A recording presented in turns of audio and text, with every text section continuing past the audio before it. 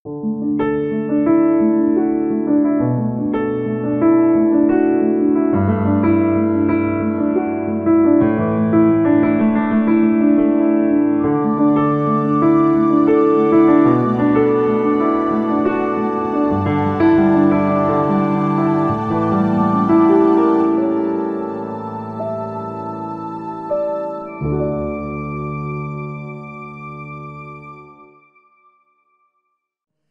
fear of God, takut akan Tuhan, hati yang takut akan Tuhan. Saya baca dari Roma pasal 11 ayat yang ke-22. Sebab itu perhatikanlah kemurahan Allah dan juga kekerasannya, yaitu kekerasan atas orang-orang yang telah jatuh. Tetapi atas kamu kemurahannya, yaitu jika kamu tetap dalam kemurahannya. Jika tidak, kamu pun akan dipotong juga. Jadi kita harus tahu bahwa Allah itu dikatakan sangat murah hati, Dia sangat baik, Dia maha pengampun, panjang sabar, berlimpah kasih setia. Tapi kita juga harus ingat saudara-saudaraku bahwa Allah kita juga Allah yang strict, Allah yang strength, Allah yang stern dalam bahasa Inggris. Artinya Allah juga Allah yang keras. Oleh sebab itu Rasul Paulus dalam kitab Roma mengingatkan kepada kita orang percaya. Jangan sampai kita lupa. Ada sisi kebaikan Tuhan, kemurahan Tuhan yang harus kita perhatikan di situ. Tapi juga ada sisi dikatakan kekerasan Tuhan. Dan dua hal ini seimbang. Jadi kalau kita mempelajari firman Tuhan, saudara bisa melihat itu dan kita bisa merasakan bagaimana dua hal ini seimbang. Di Perjanjian Lama, Tuhan memang muncul menyatakan diri dengan kekerasan. Makanya saudara melihat Perjanjian Lama kadang-kadang kita juga, waduh Tuhan gak bisa dipermainkan ya. Tuhan begitu keras kadang-kadang. Memang itulah yang Tuhan mau supaya umatnya mengenal Dia. Sudah perhatikan di dalam Keluaran, waktu Allah pertama-tama kali datang memperkenalkan diri kepada bangsa Israel di Gunung Sinai. Maka Allah datang dengan hal-hal yang sangat menakutkan. Dengan gempa, suara, halilintar, api. Sehingga mereka semua ketakutan. Dan Tuhan berkata ya memang sengaja aku datang demikian. Supaya mereka punya hati yang takut akan aku. Tapi kalau kita masuk ke perjanjian baru, maka Allah tampil beda. Allah tampil dengan kasih karunia. Allah tampil dengan kebaikan. Yesus datang sebagai seorang bayi yang lemah. Bahkan selama pelayanannya, sampai naik ke atas kayu salib, Tuhan Yesus hanya menunjukkan sisi kebaikan, belas kasihan. Makanya orang-orang tidak takut kepada Tuhan. Sampai mereka menyalibkan Tuhan. Demikian juga dengan zaman gereja. Kita di zaman gereja, namanya zaman gereja itu katanya zaman kemurahan, ya, zaman anugerah. Jadi anugerah Tuhan itu memang melimpah, kebaikan Tuhan itu melimpah. Sampai sekarang belum ditutup pintu kemurahan. Tapi kita harus tahu, kita juga harus ingat. Tuhan itu juga Tuhan yang sama yang kita lihat di dalam Perjanjian Lama. Dia ada sisi kebaikan, kemurahan, kelemah lembutan, tapi Tuhan juga punya sisi keras, strength, strict. Nah ini seimbang, harus seimbang. Jadi dua hal ini kita tidak boleh lupa. Dan saya percaya pengajaran yang sehat itu seimbang. Itulah sebabnya kita diingatkan tentang kekerasan Tuhan. Supaya kita punya hati yang takut akan Tuhan. Jadi kalau kita melihat di dalam Alkitab, seharusnya takut akan Tuhan itu lebih dulu dimiliki sebenarnya oleh orang percaya. Sebelum dia mengenal kebaikan Tuhan. Karena urutannya kan Perjanjian Lama dulu baru Perjanjian Baru kan. Tapi memang kita sekarang melihat bahwa manusia itu tidak senang. Kalau Tuhan itu ditampilkan dengan sisi kekerasannya itu manusia tidak bisa terima. Makanya dalam penginjilan selalu bicara tentang kebaikan Tuhan. Tentang Tuhan itu baik, Tuhan itu mengampuni, Tuhan itu menolong dan sebagainya. Akhirnya orang kenal Tuhan tapi nggak bertobat. Mereka kenal Tuhan, menjadi anak Tuhan, tapi mereka tidak punya hati yang takut akan Tuhan.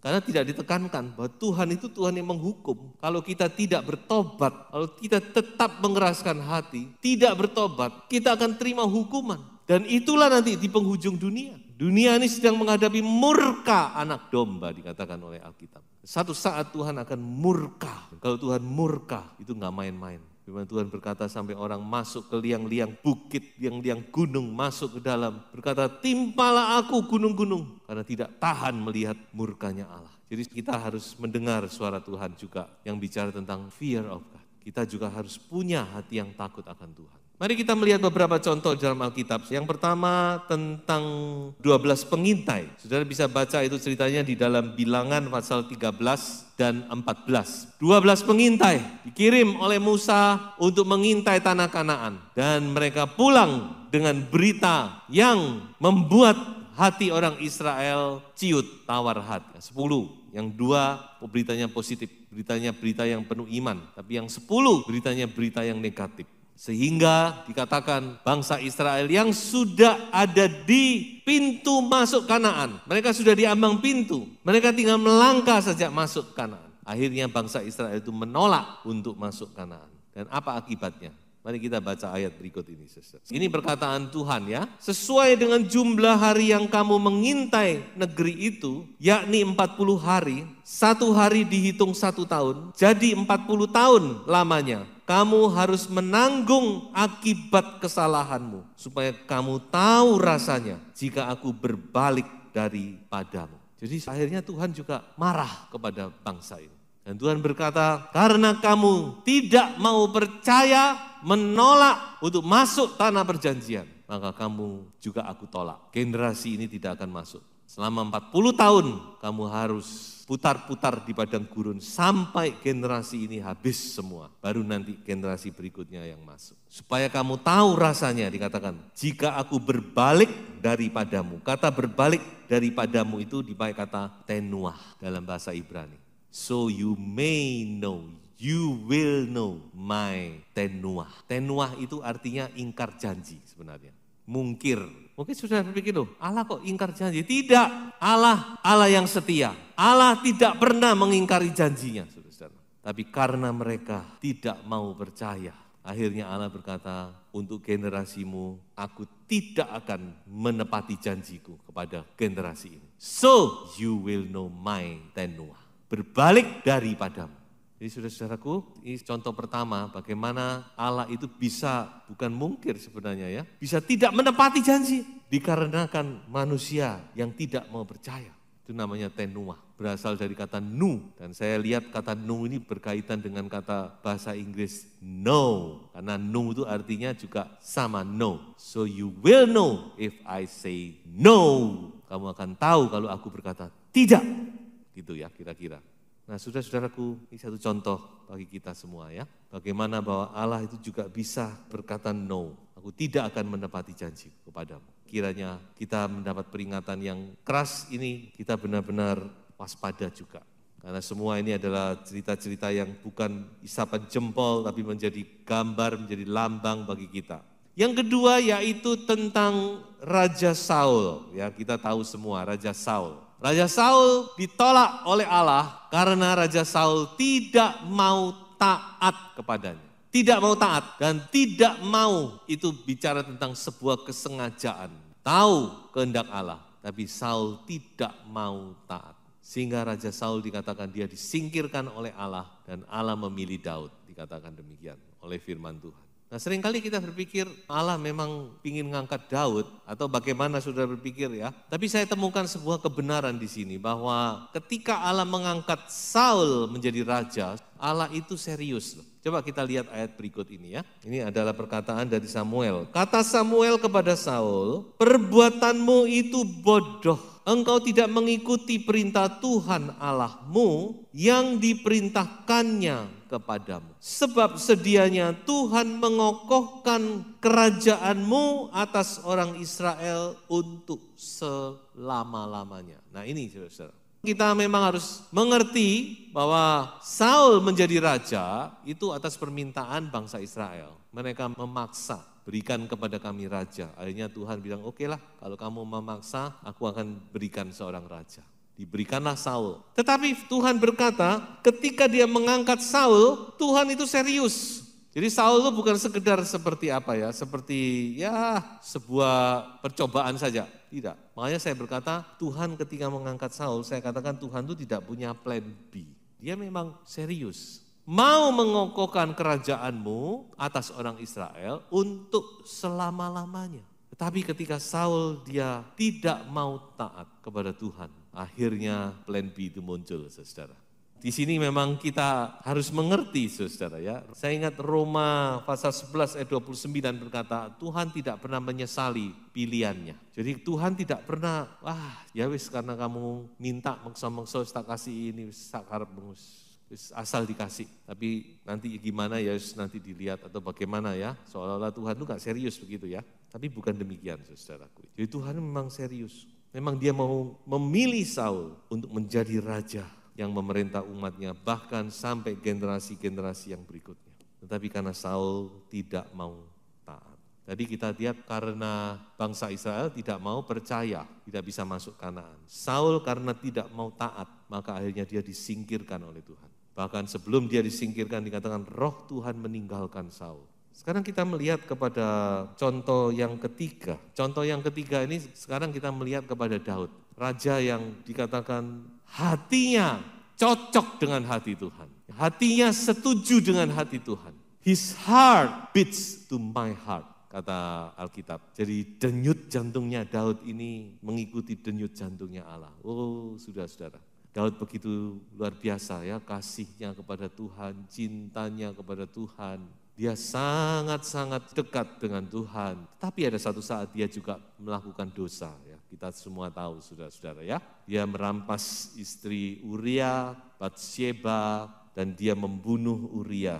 Orang tidak tahu tapi Tuhan tahu, saudara. Sehingga Tuhan kirimkan Nabi Nathan untuk menegur Daud. Dan Daud bertobat. Nah inilah saudara, yang harus kita berikan sebuah apresiasi ya. Dan harus kita juga tiru, kalau Tuhan menegur, ya kita harus sadar bertobat. Daud walaupun dia seorang raja, tapi ketika ditunjuk oleh Nathan, you are the man, engkaulah orang itu.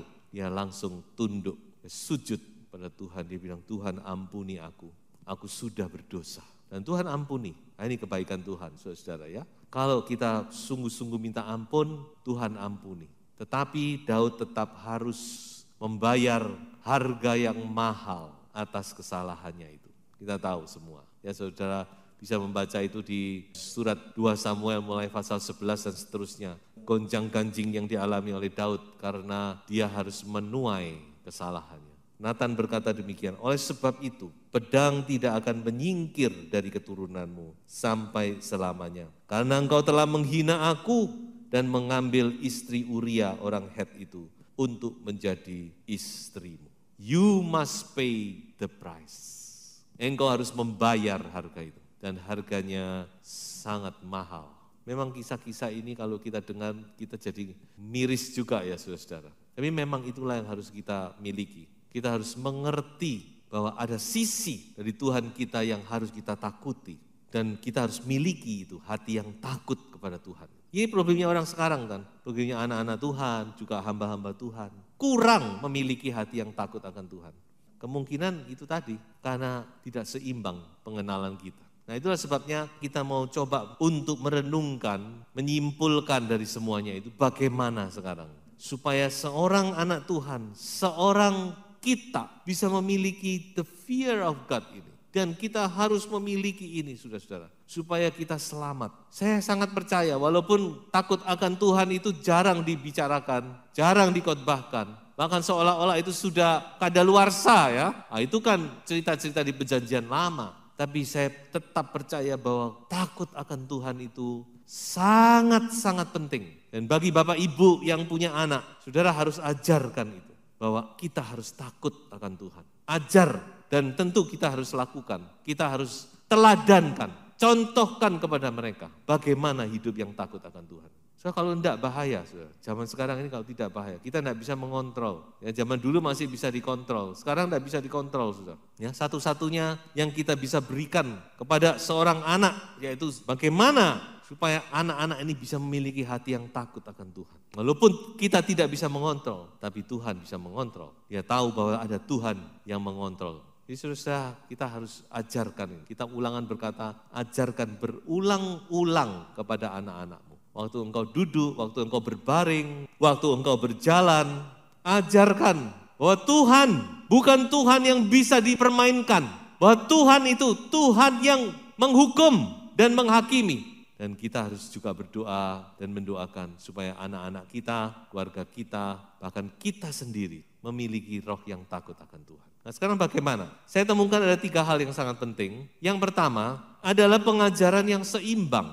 2 Timotius pasal 4 ayat 3, karena akan datang waktunya orang tidak dapat lagi menerima ajaran sehat, tetapi mereka akan mengumpulkan guru-guru menurut kehendaknya untuk memuaskan keinginan telinganya. Nah ini sedang terjadi saudara.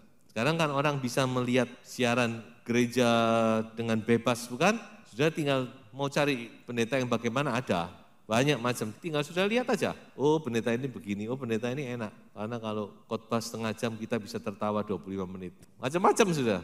Nah ini sedang terjadi. Orang tidak lagi menerima, tidak lagi mencari ajaran sehat. Tapi mengumpulkan guru-guru yang memuaskan telinganya. Jadi saudara, pengajaran itu penting, doktrin itu penting. Ajaran yang sehat, dan saya percaya bahwa ajaran sehat itu salah satunya adalah ajaran yang seimbang. Jadi ada 3 yang saya lihat. Ajaran yang sehat pertama harus, singkatannya BBC ya. Pertama biblical, harus alkitabiah. Kedua harus balance, seimbang. Dan C-nya harus common sense. Jadi saudara-saudara, firman Tuhan berkata, hati-hati, kita harus mencari ajaran yang sehat supaya kita bisa bertumbuh dengan sehat. Seperti kalau seorang anak ya, memang banyak makanan-makanan itu enak, donat kayak apa kayak. Tapi kita tahu itu kan junk food, nggak sehat, nggak ada gizinya, nggak ada vitaminnya, nggak ada proteinnya, walaupun enak. Kalau kita terus makan itu ya tubuh kita akan nggak sehat, karena nggak seimbang. Itu cuma karbohidrat saja, tepung saja, lemak saja. Demikian juga dengan pengajaran firman Tuhan, saudara. Ada kalanya Tuhan berbicara dengan lembut, dengan nada yang kalem, yang menyejukkan hati. Tapi ada kalanya Tuhan berkata, bertobat, tinggalkan itu. Karena aku akan datang kembali. Nah kita harus terima semuanya. Pengajaran yang seimbang. Semoga saudara-saudara bisa menerima pengajaran yang seimbang dari firman Tuhan. Yang kedua, yaitu kita harus baca dan pelajari firman Tuhan. Amsal 2 ayat 4 dan 5. Jikalau engkau mencarinya, di sini bicara tentang hikmat. Jikalau engkau mencarinya seperti mencari perak dan mengejarnya seperti mengejar harta terpendam, maka engkau akan memperoleh pengertian tentang takut akan Tuhan dan mendapat pengenalan akan Allah. Jadi firman Tuhan berkata, kalau kita ingin memiliki hati yang takut akan Tuhan, kita harus mengejar dan mencari, menggali. Kadang-kadang saya melihat para arkeolog itu saya kagum juga ya. Mereka kalau menemukan situs gitu ya, situs barang kuno, saudara tahu mereka itu galinya sedikit-sedikit, disapu-sapu ya. Saya pikir sampai kapan ini? Sapu-sapu, disepul-sepul, sudah tanah itu diukur-ukur dikit-dikit. Ya tapi itulah saudara nanti yang menemukan benda-benda. Coba kalau galinya nggak telaten, pokoknya biar muncul apa gitu ya. Bisa. Nah, kadang-kadang kita butuh seperti itu. Semangat seperti itu dalam membaca firman Tuhan. Kita baca, mempelajari, menggali firman Tuhan. Kadang memang perlu kita baca cepat, tapi ada saatnya kita perlu baca lambat. Baca ayat per ayat, kata per kata. Nah di situ kita akan menemukan rahasia-rahasia yang baru. Firman Tuhan baca, pelajari firman Tuhan. Maka engkau akan mendapatkan hati yang takut akan Tuhan. Dan yang ketiga, saudara, saya percaya kita juga harus berdoa minta kepada Tuhan. Ya, karena Tuhan juga menjanjikan. Tuhan menjanjikan, di perjanjian lama Tuhan menjanjikan, aku akan memberikan hati yang baru kepadamu. Nah itu digenapi di perjanjian baru. Aku akan memberikan hati yang baru, hati yang lain dari sekarang ini. Dan salah satunya saya yakin, itu adalah hati yang takut akan Tuhan. Haleluya. Oh puji Tuhan. Kita bersyukur buat janji Tuhan ini. Kita harus berdoa supaya janji ini menjadi bagian kita. Ayo saudara-saudara ya. Buka hati. Saudara-saudara minta kepada Tuhan. Tuhan beri aku hati yang takut akan Tuhan. Saudara-saudara banyak berkat orang-orang yang takut akan Tuhan. Saudara bisa melihat, membaca itu dalam Alkitab. Banyak sekali berkat, kemuliaan dan segala sesuatu yang Tuhan siapkan bagi orang-orang yang takut akan Tuhan. Tuhan memberkati.